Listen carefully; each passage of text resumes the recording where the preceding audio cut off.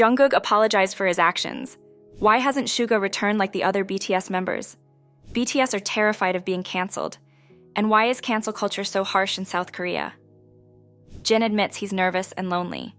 And Billboard was accused of lying about BTS. Watch until the end to find out all the details. Here's where BTS stands with their new album. On November 24th, RM posted a set of photos on Instagram. The caption was short and mysterious, "Running Cult Club." But it wasn't the words that caught fans' attention. It was one specific photo showing the entire group together again in their practice room. The members were all there, dressed casually, standing in front of the familiar mirrors and dance floor. That single image hit ARMYs like a lightning bolt. After such a long time, seeing the group side by side again felt like the beginning of something big. This is the first time BTS has been seen practicing as a full group since they started their mandatory military service. Fans believe the practice room photo and cryptic caption weren't random. They saw it as a quiet way of dropping a hint about what's coming next. And with the group's track record, even a single photo can mean a lot. Billboard was accused of lying about BTS. Recently, music magazine Billboard published an article praising the K-pop group 17 for their performance at NPR's Tiny Desk concert. In the article, they called 17 the first K-pop act to perform on the live concert video series. While this may have seemed like a compliment, it immediately sparked anger and disappointment among BTS fans, who felt that an important part of history had been ignored. BTS fans were quick to point out that BTS had already performed for the Tiny Desk series back in 2020. The group had appeared during the promotion of their hit song Dynamite, but because that was during the height of the pandemic, the group wasn't able to fly to the US or perform in person. Instead, they filmed their concert in a record store in Seoul, South Korea, and NPR aired it as part of the Tiny Desk Home Concert Series, a version created to keep the show going during the pandemic. Many ARMYs argued that just because BTS couldn't physically be in the US at the time, doesn't mean their performance was less official or less important. They said the group was simply following the rules of a global health crisis, and that shouldn't take away from the fact that they were the first K-pop group to perform for the Tiny Desk series. Fans made it clear they believed BTS deserved full credit for being the true firsts. NPR themselves had posted the 2020 BTS performance on their official Tiny Desk YouTube channel, just like any other artist, and promoted it across their social media. To fans, this meant the performance was 100% official. They saw Billboard's recent claim about 17 as not just a mistake, but as rewriting history. After the article went live, angry reactions flooded social media. Hashtags started trending as people shared screenshots comparing the two concerts. Some fans accused Billboard of spreading misinformation. One fan said they felt like the article was lying. Others said it was unfair to use being physically there as the only thing that made something count. They pointed out that during the pandemic, countless artists had to perform virtually, and those performances still mattered. Some fans also brought up a simple fact. If the pandemic hadn't shut down travel in 2020, BTS probably would have been invited to perform at the original Tiny Desk stage in person, just like everyone else. They believed it wasn't right to punish the group for following public health guidelines. They also stressed that the home concert format wasn't less than. It was a creative solution during a crisis. As the debate grew, more fans asked Billboard to correct their article and recognize BTS's earlier performance. As of now, the article remains unchanged. For many BTS fans, this wasn't just about one article. They said it reminded them of how certain achievements by BTS often get overlooked or minimized by major media outlets. This situation, they felt, was part of a bigger pattern of not giving the group the credit they deserve. Jungkook apologized for his actions. But what exactly happened? During a live stream, BTS's Jungkook ended up going viral. In the video, Jungkook was casually cooking pasta and chatting with fans. After he finished making the dish, he sat down to eat and clearly loved what he had made. To show how good it tasted, he said, "Mamma mia," and made an Italian hand gesture. Mamma mia. It was a funny, expressive moment, and fans loved it. But what really stood out was what happened next. Right after doing the gesture, Jungkook hesitated. He started asking out loud if what he just did might actually be offensive. He said he always thought people used that gesture when something tasted amazing, but suddenly he wasn't sure. He remembered seeing football players make a similar gesture when they were frustrated after missing a goal, and wondered if it had a different meaning depending on the situation. He didn't laugh it off or ignore it. Instead, he addressed it right then and there. He told fans that if what he did was rude, he was sorry. He explained that he didn't mean any harm and just hadn't thought about the gesture's full meaning before using it. He admitted he should have been more careful and said he'd try to be more aware next time. The clip spread quickly across social media.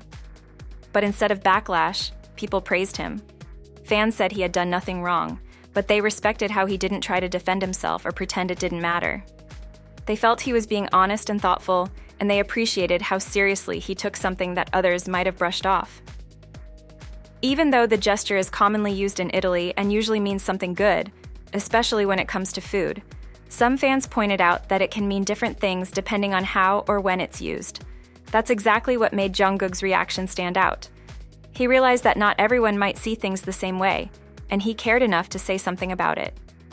Why is BTS terrified of being cancelled?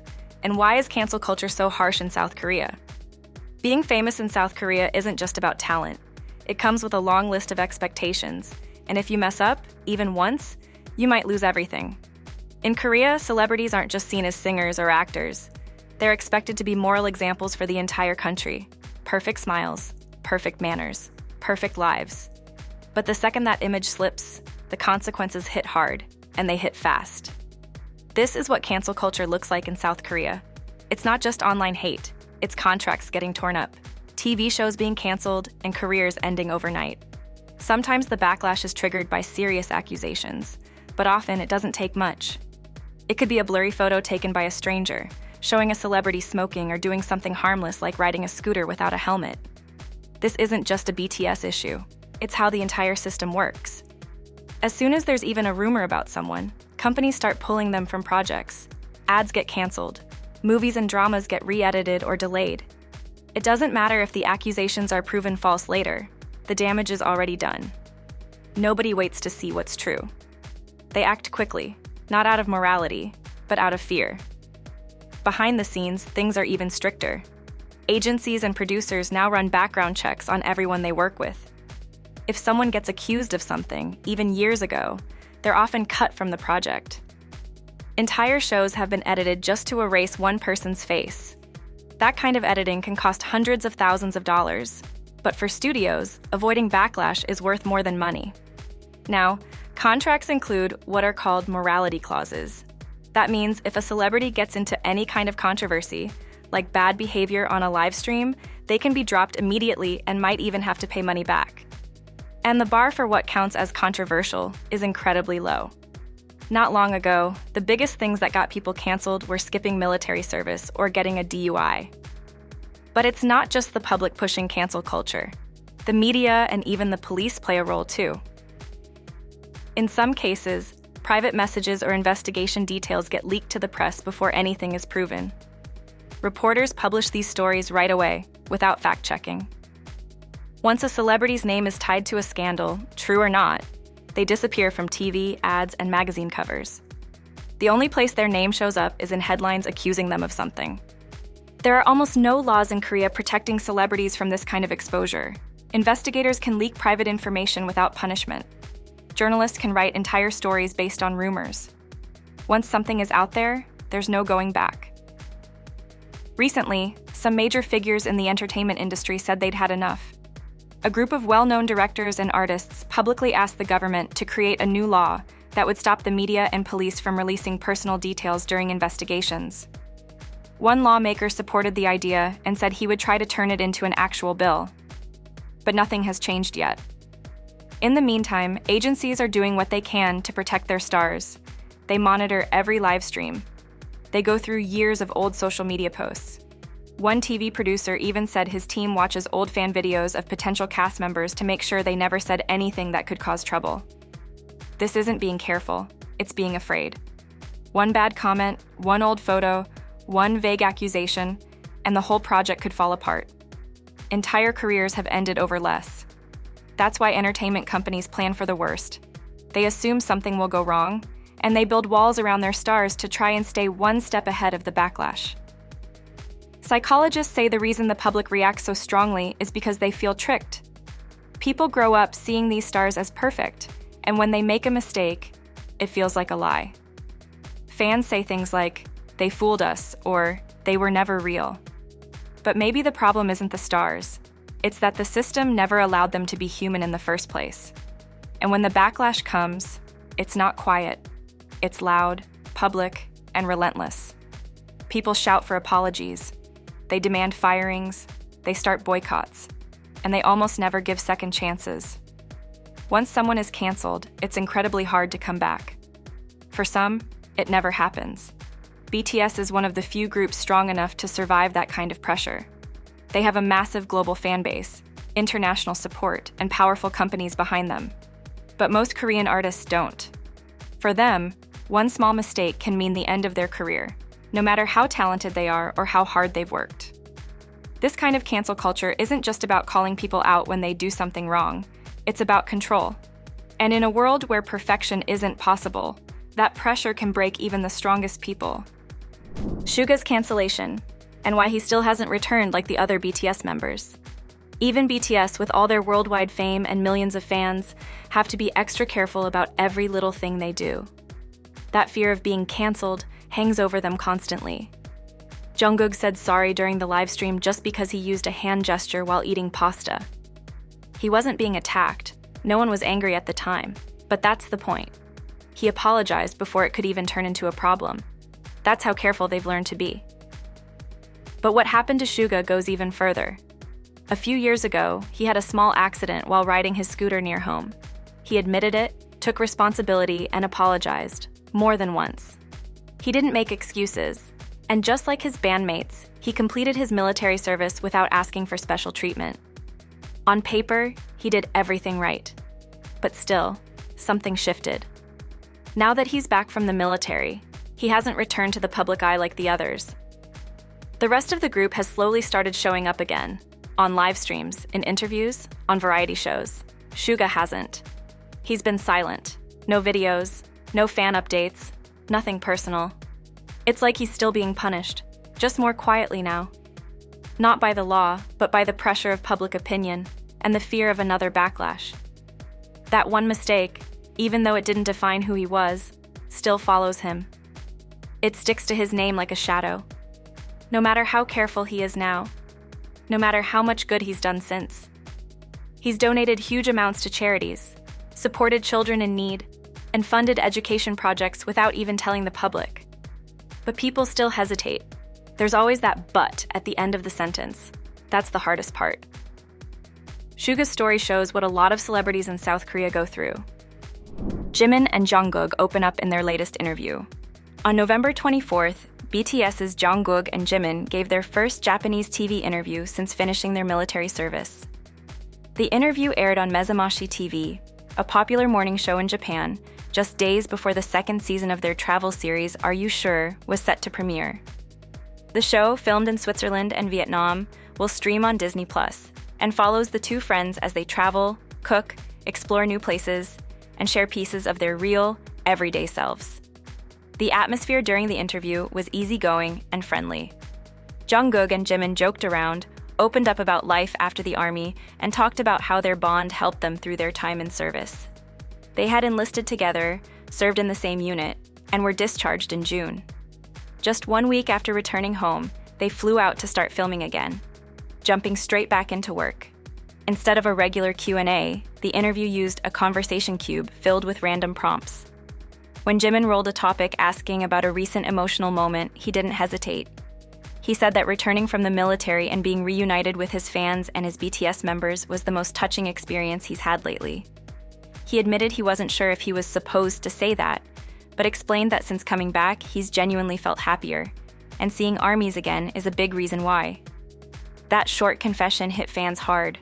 Social media was quickly filled with emotional responses. Many said they missed him deeply during his time away and felt comforted hearing that he missed them just as much. Others shared how touched they were by his honesty. It reminded fans of how real the connection between BTS and ARMY truly is, even after time apart. Later in the interview, the two opened up about how their time in the military had affected them physically too. Both said they gained around 22 pounds, 10 kilograms, during service, and had worked hard to lose the weight afterward. Jungkook jokingly said the key was not eating, but they also talked about doing a lot of cardio and being more strict with their health. Jimin explained that they feel pressure to stay in shape because they're constantly in the public eye. Their job, he said, is one where your appearance is always being watched. The conversation shifted to hobbies and food cravings. Jimin shared that he wants to learn how to cook someday, but hasn't started yet. Jungkook, who cooked often during their travels, teased him supportively. When asked about current food obsessions, Jimin admitted he's been into waffles topped with bananas and Nutella, but he orders them, not makes them.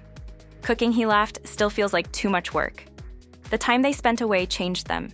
They're stepping back into an industry that still demands perfection, but they're coming back more honest, more grounded, and maybe a little more fearless.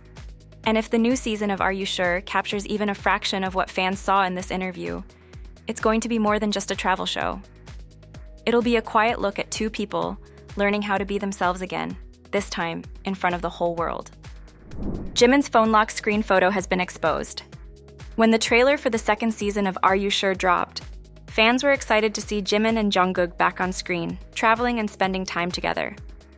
But out of all the moments in the preview, one quiet scene quickly took over the internet. It was Jimin's phone lock screen. The moment happens during a peaceful scene where the two are stargazing. They're sitting next to each other under the night sky, talking casually. For just a split second, the camera catches Jimin's phone screen, but that was enough. Fans immediately remembered a live stream from a few months earlier, filmed while Jimin and Jungkook were in Los Angeles. In that video, Jimin had briefly lifted his phone, and sharp-eyed viewers noticed the lock screen back then, but it was too blurry to figure out. People guessed it might be a photo of himself, maybe a quote, maybe something sentimental. There were a lot of theories, but no answers. Until now. After comparing the new trailer scene with the old live stream clip, fans started to put it all together. The photo on Jimin's lock screen looks like it's from that exact night of stargazing. Same background, same outfits, same lighting. It wasn't a professional photo or a public event shot. It looked personal, like something Jimin had quietly saved just for himself. Once fans noticed, social media exploded. Screenshots, side-by-sides, zoom-ins, every detail was analyzed. But the response wasn't just about solving a mystery. It was emotional. Fans said it showed how much that moment meant to him. The idea that Jimin would choose a quiet, personal memory with Jungkook for his phone background touched people deeply. Some fans said it made them feel closer to him, like they were seeing something he hadn't planned to show. Others talked about how rare it is to catch these genuine, unstaged moments between idols, especially when everything in the industry is usually so polished and carefully presented. That one detail also made people look back differently at the LA livestream. At the time, the lock screen was just a blurry moment. Now it feels like a small window into something more, a memory Jimin liked enough to carry around with him every day. It wasn't posted on Instagram, it wasn't used to promote anything, it just happened to be there, and fans caught it. This kind of reaction shows just how closely fans pay attention, and how much they care about the little things. Are You Sure?, which will stream on Disney+, was filmed in Switzerland and Vietnam shortly after Jimin and Jungkook were discharged from the military. The series includes travel, food, and fun, but it's also full of quiet conversations and unfiltered moments like this one. The stargazing scene, while simple, has already become one of the most talked about clips from the trailer. Jin admits he's nervous and lonely without BTS. New interview reveals everything. In late 2023, Jin from BTS finished his very first solo tour, performing across 5 countries. 2 of the final concerts were in Japan, one in Osaka, the other in Makuhari. For Japanese fans, it was their first chance in a long time to see him live. For Jin, it was a mix of emotions. He later admitted he felt nervous going on stage without the other BTS members. But the moment he saw the crowd cheering and showing their support, something clicked. He said it reminded him that when he's with ARMY, there's nothing he can't do. Still, the experience was complicated. Performing alone gave him freedom. He could do things his own way, make all the decisions, and connect with fans one-on-one. But at the same time, it felt lonely. He realized that even though he could handle the spotlight alone, something was missing. That something, he said, was the rest of BTS. It made him appreciate just how much the group means to him, not just as colleagues, but as brothers. While he was in Japan, he even asked fans for dinner recommendations.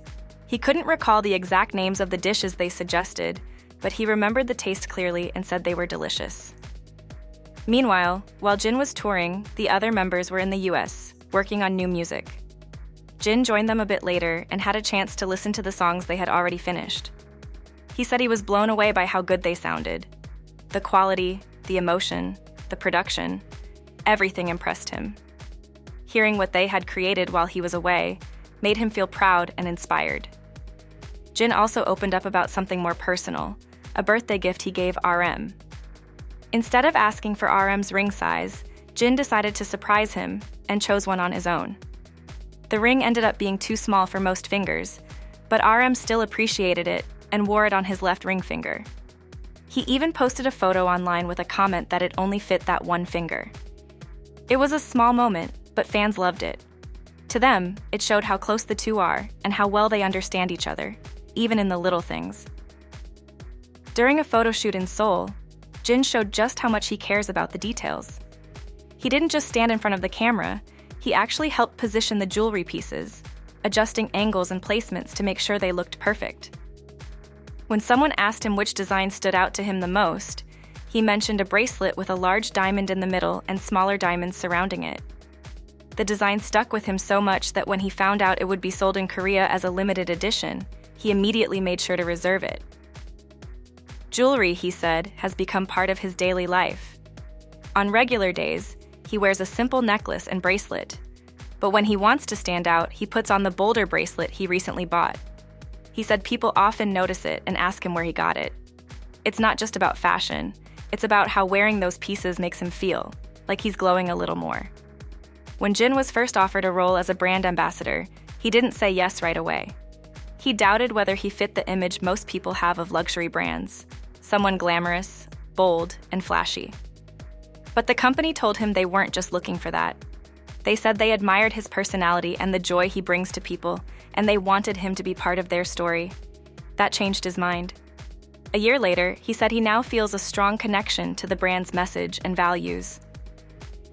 At the end of the interview, Jin shared a final, lighthearted detail. He admitted that winking isn't something he's naturally good at. In fact, he finds it a bit awkward. But when he sees how happy fans get when he does it, he keeps doing it anyway. He said their happiness is more important than his embarrassment. For Jin, this past year hasn't just been about going back to work. It's been about growing, adjusting, and figuring out what really matters to him. Coming back from the army, standing alone on stage, reuniting with his group, and spending time with fans again, each moment has shaped where he's going next.